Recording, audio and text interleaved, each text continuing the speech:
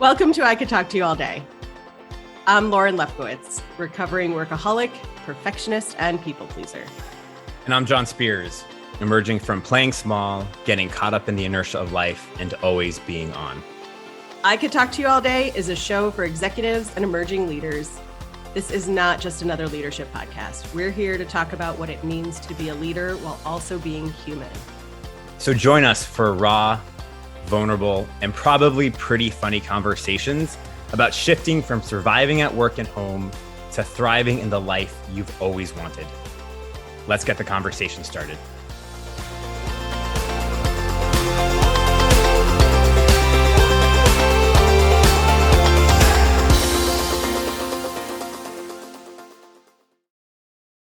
John Spears. Lauren Lefkowitz. Here we are again. Before we started recording today, you and I made an agreement that we're going to get a little bit raw, a little bit vulnerable today.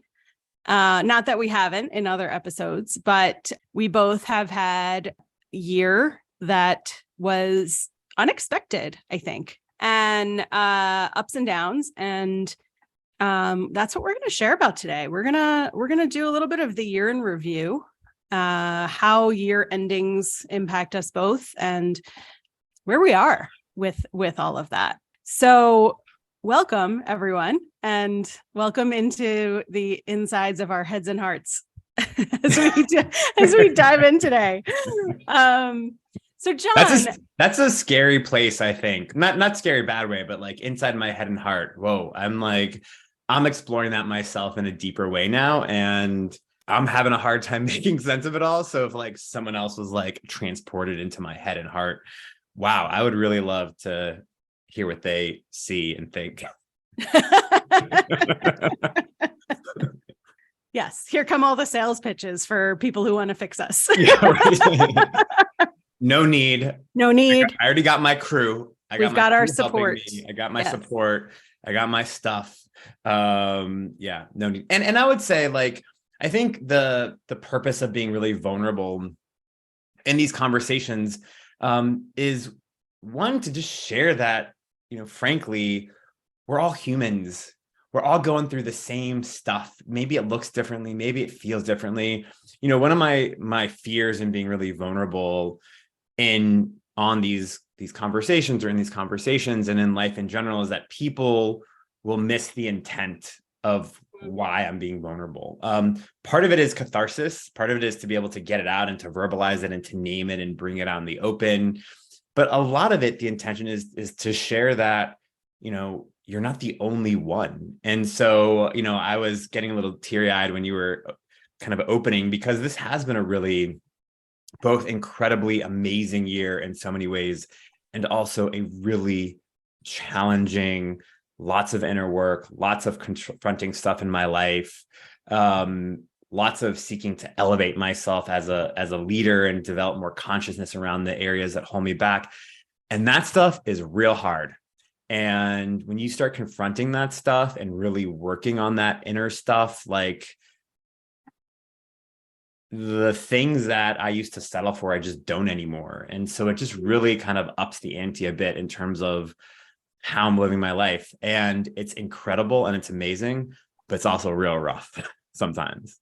I think you just said my words out loud. I feel very similarly about this year. It's been amazing. I built this dream for myself of how I wanted my life to be and how I wanted to feel about my work. And I actually did it, which is so cool. Yeah.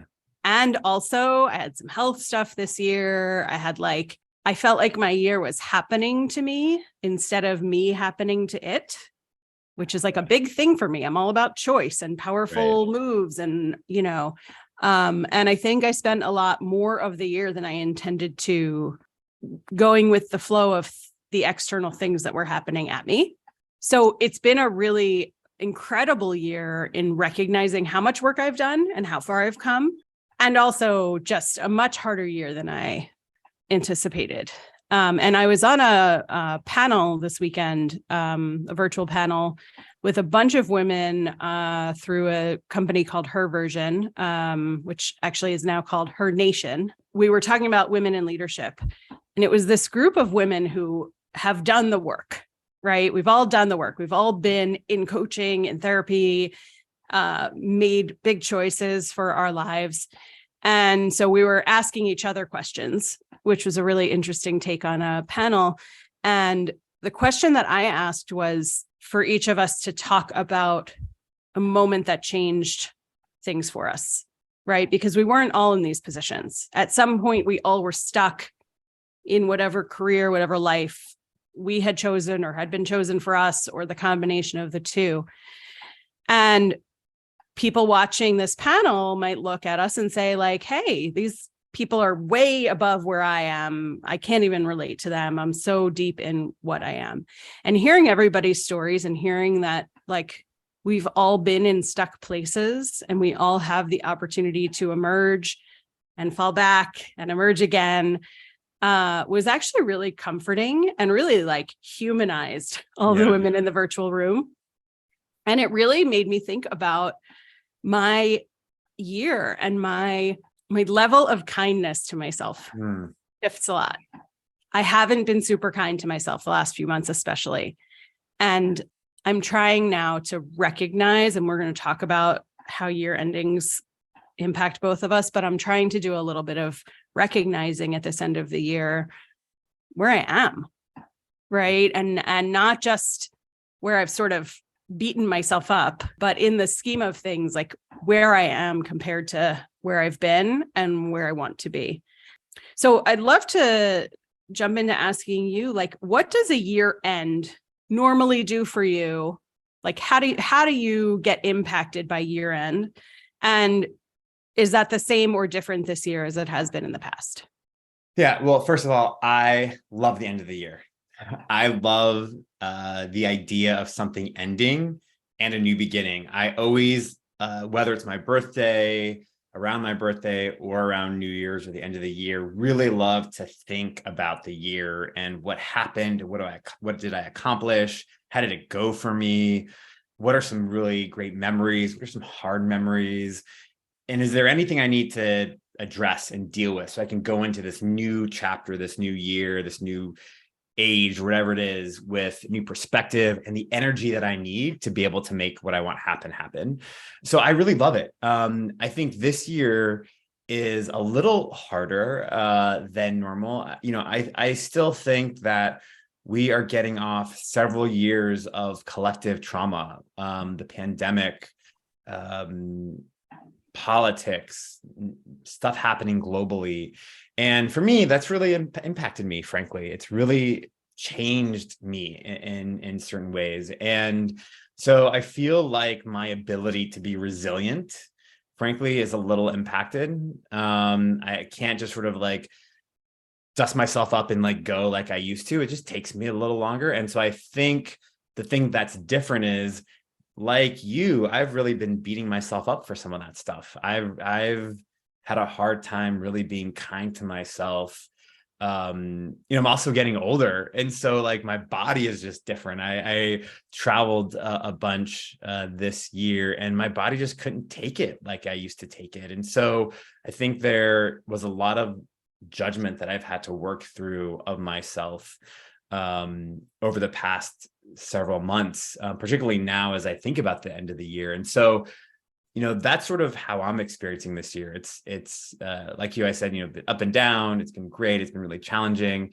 And I'm trying to kind of accept what was this year, and not assign lots of judgment, because I'm a judgy MFer. Like I can get real judgy with myself and other people. And I'm trying not to do that in life in general. And I'm especially trying not to do that with myself because it just doesn't serve me. How about you?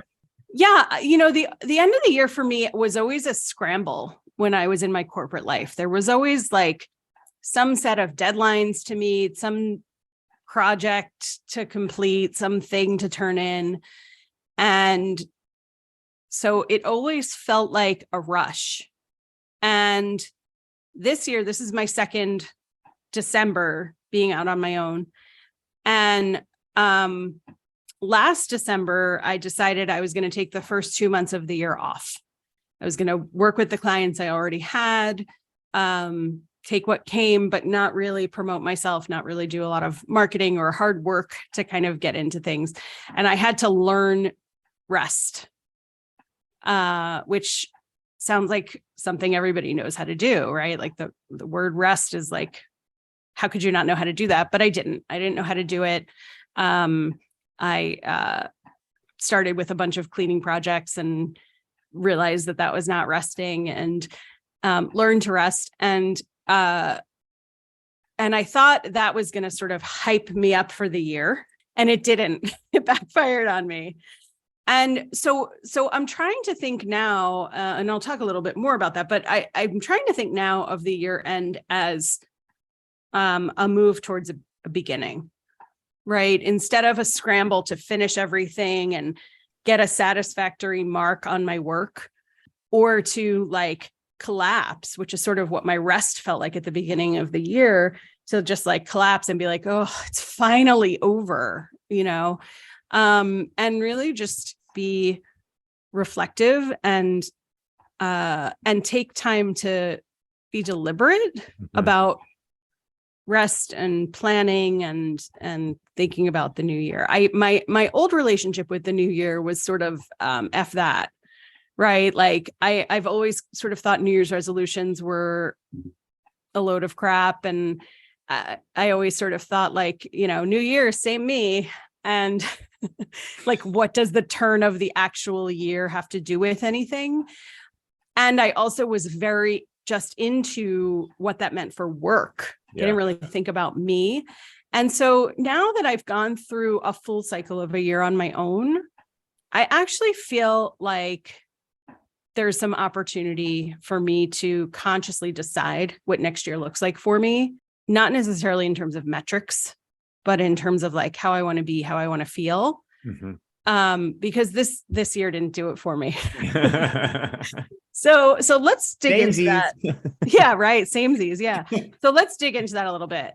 When you think about this year and sort of how it went for you, and you're reflecting on the year, what went the way you expected? What didn't go the way you expected? Where do you sit right now with the end of the year coming? Really good question. Before I do that, I think, we're talking a lot. This seems like a little bit of a heavier conversation for us. We're usually, there's play. We talked about play recently, which is a much more playful topic and much more high energy. And this seems like a little bit more reflective conversation. And I want to preface all this to say, like, I think we're not saying that our lives are horrible, that there are all these wrong things, bad things are happening, but amazing things can happen in our lives and it can still be hard. And I think that's what I'm saying is that,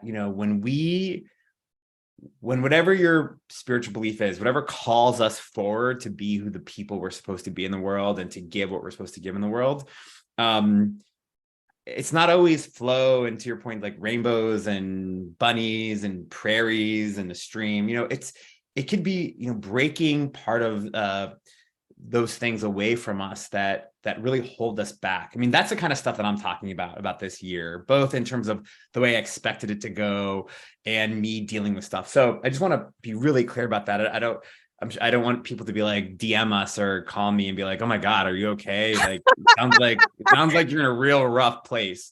I mean, I would love to hear from people and hear from my friends, but I just want to be really clear that this is not like a dire situation, at least not yet for me. This year just seems like a blur. I mean, when I think about the start of 2022, we launched out, we're getting clients. I got a new job as a COO, moved, all of it was really, everything has been really unexpected for me. Like, I don't really know that I walked into 2022 with lots of expectations. I've been surprised along the way. I'm in a relationship that's not new anymore, which is really exciting. So I don't, other than that, like start of the year, I think the year seemed pretty wide open to me. And I did have lots of expectations about how the year would go, and it didn't play out that way.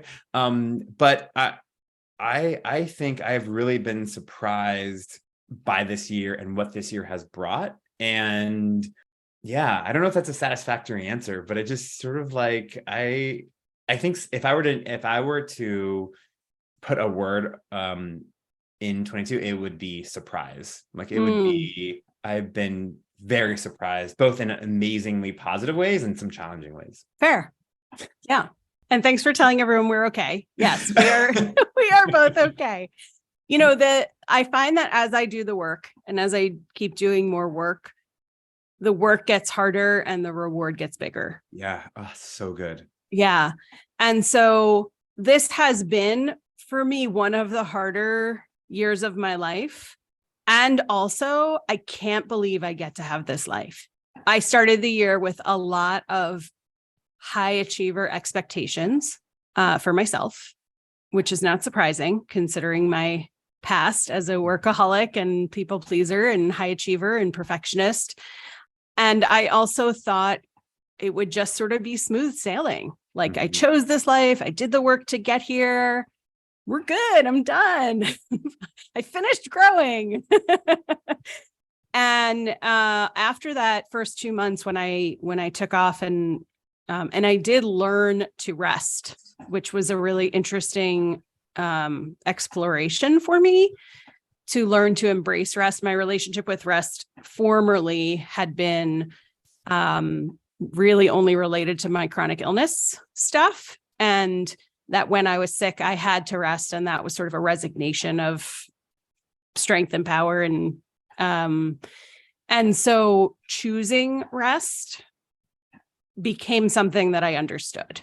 I still don't always embrace it, but I developed a relationship with it that I hadn't had before. Mm-hmm. And when I started back up in March, I sort of forgot how to do what I did, right? Like it was like I gave up all the things that made me a hard worker. And then I came back and I was like, oh, how do you do work? How do you do this? So I had to do a little bit of, relearning, re-energizing, regaining my confidence. And I had the support for it. I had a coach for it and we talk about our relationship quite a lot on this podcast. And you and I have a really unique ability to hold space for each other, no matter what each of our moods are. Yeah. And that's been a lifesaver for me this year, that you've been able to do that for me when we've both been going through really challenging growth and doing all the hard things in both of our camps. And, we've just really been able to hold that space for each other and remind each other who we are. Yeah.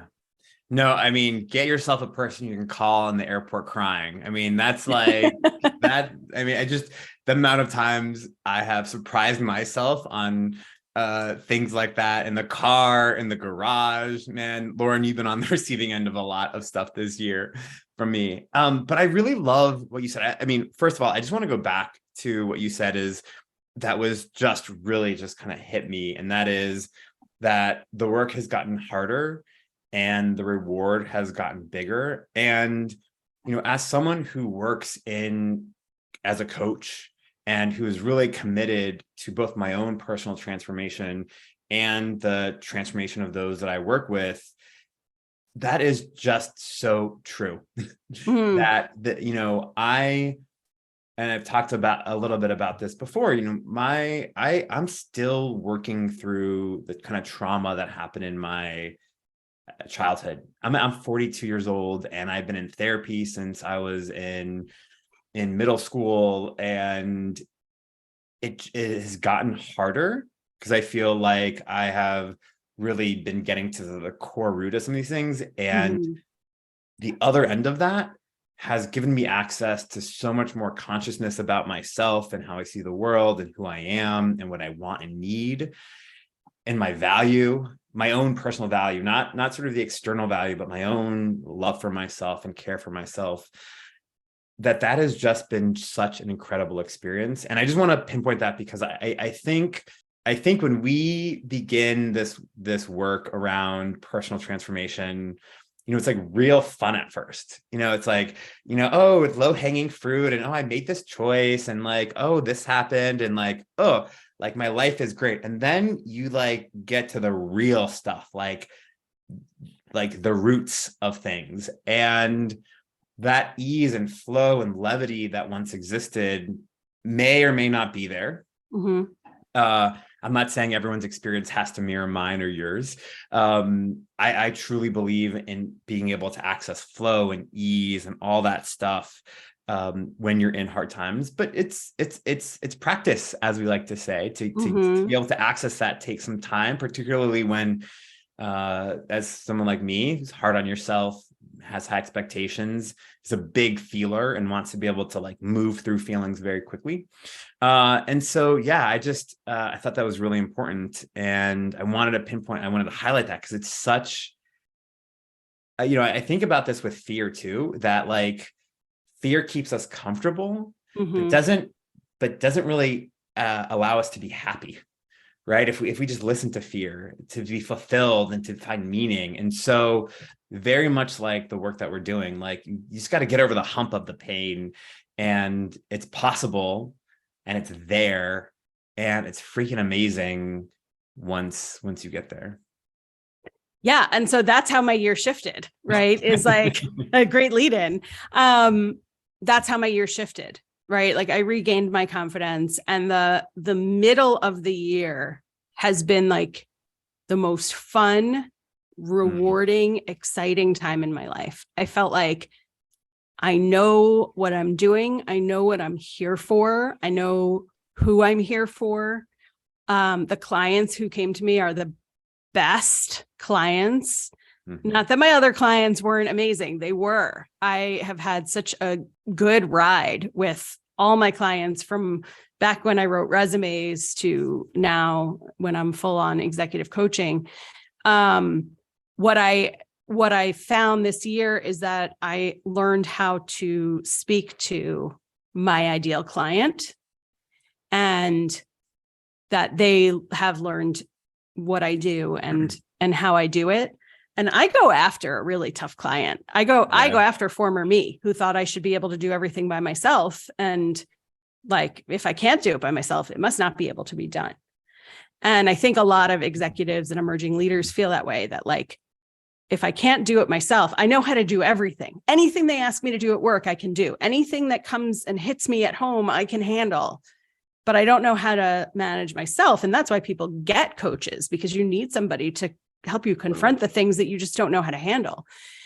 And so the middle, sort of late in the year, really like was my sweet spot. And I just had the best time. And then the late fall hit, and I had a health setback, a couple of health setbacks, actually. My identity got stolen, which has been, I fortunately caught it right away.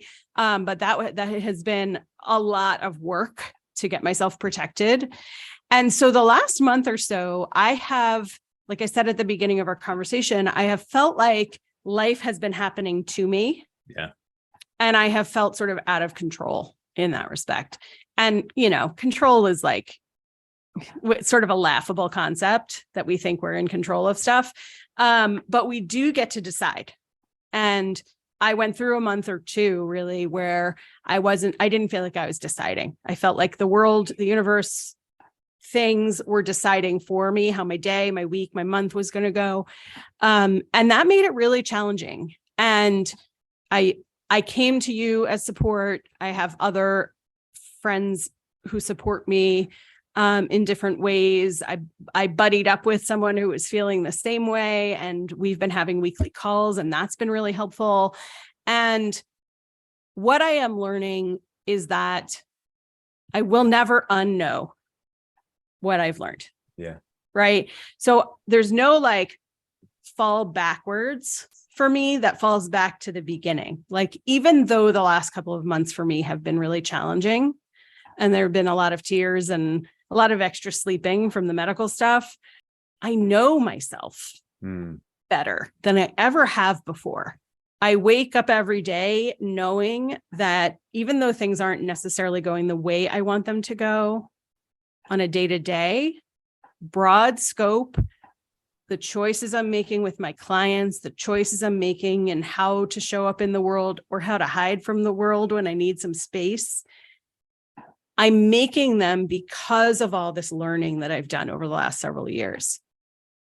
And so even my sort of lowest low of this year feels better than any prior years of low lows. Mhm. Because I've stacked all of this like learning and growth and development, some of which has been incredibly hard and some of which has been incredibly fun, on top of everything else. And so there's no like fall back all the way to the beginning. There's just this like joy in knowing that I'm continuing to make the choices that are going to serve me, that are going to serve my clients, that are going to serve my friends and family, and that are going to keep taking me to new heights. Yeah. So if you can believe it, we're almost at the end of our time. What? I How is know. that possible? I know. This went very fast. But I want to ask you, what is like one lesson that you're taking with you from this year that will carry you forward? So I was on a call with a bunch of coaches last week, and we were doing an end of the year kind of exercise. And one of the questions that was asked was, what inspired you this year? And there were about maybe 25 coaches on this call, and they all had these like, oh, my son and my daughter, and this thing happened, and this inspired me. And I really did not want to answer this question. I didn't, because honestly, I don't feel very inspired right now. And I was like thinking, gosh, like, do I just like kind of like call it in and just like give an answer that, that just would make everyone just sort of kind of, oh, that's nice, and like move on? Or do I like show up vulnerably and authentically? And a few people on the call were like, I'm going to take a play out of like Snoop's playbook or Matthew McConaughey and like say myself and stuff like that. And I ultimately did that. I ultimately said that I was inspired by myself, because one of the things that I've learned this year, and I haven't seen this fully play out, so we'll see how this goes. I'm showing up every day in every relationship I have, in every experience I have, fully. Even when I can't see the possibility that exists. I'll give you an example. And for my fellow parents out there and leaders and executives, I have a 13-year-old daughter who is a normal 13-year-old daughter. And it's hard for me. It's really hard for me to see the possibility of a vibrant, thriving relationship when she like hates my guts right now. I know she doesn't. But our relationship isn't what it used to be. That's one example. I have lots of other examples that I can share, but and I every day am showing up when I say hi to her, see her, or dinner or whatever. I'm showing up fully, even though I'm not getting a lot in return, and even though I sense the like beaming eyes at me and the annoyance and the frustration. And I think for me, that's a big shift in how I'm being in the world and how I'm showing up. And because before I'd be like, fine, you don't want to talk to me, I don't want to talk to you either. And like I would be really reactive and defensive and just say, well, you're not going to hurt me, I'm going to hurt you first. I mean, even this is an actual conversation that I think many parents have. I hope it's not just me. I'm pretty sure other folks do. But, and so I think the thing that I've learned the most is that point of showing up and being who you want to be, and being who you're committed to being, even when you can't see possibility in the experience or in the circumstance or even in the relationship. That's incredible. Really powerful. Yeah. I mean, it's real hard. Yeah. It's not natural for me. And I shared this, and some other coaches on the call were like, that is the bravest thing that you can do, to show up even when you can't see possibility. And I'd have to agree. Yeah. It feels that way to me. And that's my experience. And that also makes me feel really proud of myself and happy that I've been able to work through all the stuff in my life that previously would have prohibited me from doing that. Yeah, it is super powerful. My big lesson from this year, I think, is allowing other people to show up for me. I started that adventure a couple of years ago. And there was always like a lot of decision making in my head. Am I going to share this? Am I not going to share this? Am I going to get vulnerable about this? Am I going to show people how much I know about it so that when I do get vulnerable, then they're going to know like, oh, but she's real smart. Like, do I have to keep proving myself? And I threw that away with a bunch of people this year who are in my support system. And I stopped filtering who I tell what to. And it's really been powerful for me to receive. And there's a resilience in showing up for yourself. And there's a resilience in letting other people show up for you. Yeah.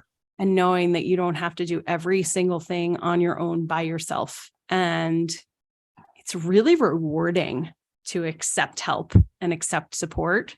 And it's even more rewarding to ask for it. Yeah. Right. And not have people guess what you need or guess that you need something, and to just reach out and say, I need this. And so I think that's my lesson from the year, is that like people will show up. Yeah. When you ask them to show up, when you let them show up. Yeah. Yeah. That's super powerful too. Yeah. We all need that. I mean, I think we are not islands. We are not meant to be alone and to do it alone. We're not robots. We need connection and interaction and support. Especially, I think all people, but particularly leaders and executives and people who are leading organizations. Like, there's no way you can shoulder that all by yourself. Yeah. Amazing. On that note, it's time to close for the year and for this episode. That's so I crazy. know. John, thank you as always for being a partner and a friend and a confidant and a person who's there for me and with me. I'm so grateful that we get to do this together, and I can't wait to see what we come up with in the new year. Me too. And back at you. Thanks, everybody. Have a great new year.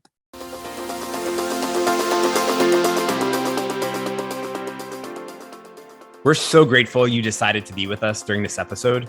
Subscribe, rate, and share this podcast with your friends and colleagues. And join us next time for more Real Talk.